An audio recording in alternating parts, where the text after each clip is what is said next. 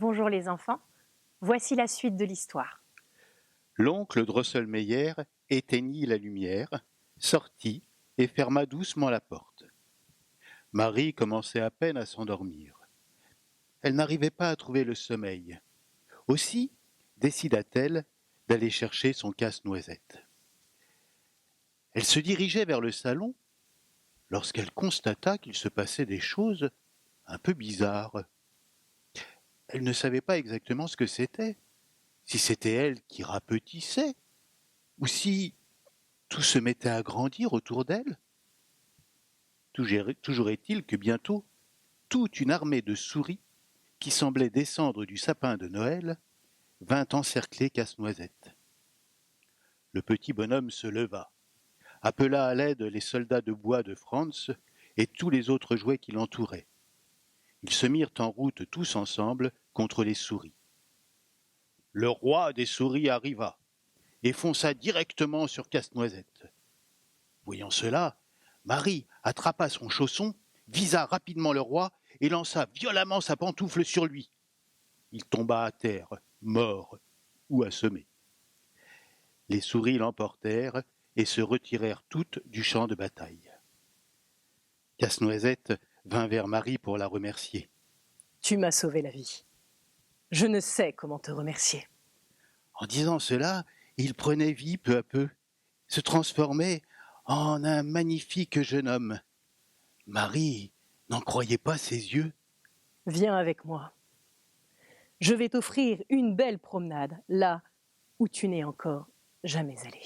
Et comme par magie, les voilà emportés dans un tourbillon de flocons de neige.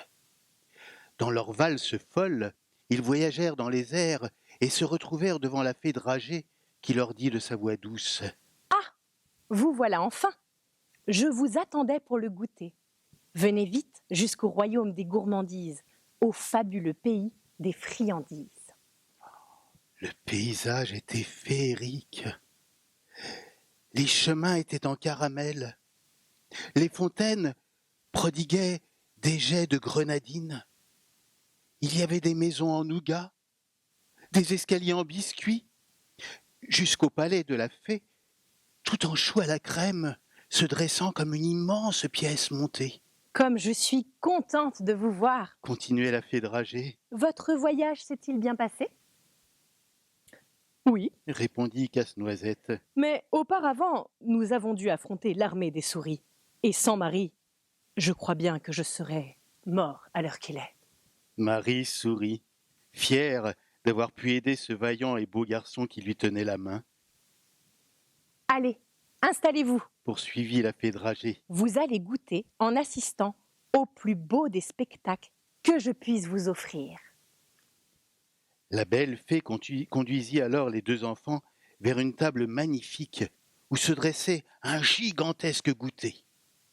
Elle leur offrit de délicieux et succulents gâteaux, accompagnés de boissons fraîches et chaudes dans une vaisselle étincelante. Puis, d'un coup de baguette magique, elle appela les artistes qui apparaissaient devant les yeux ébahis de Marie. Pour la suite de l'histoire, retrouve-nous demain.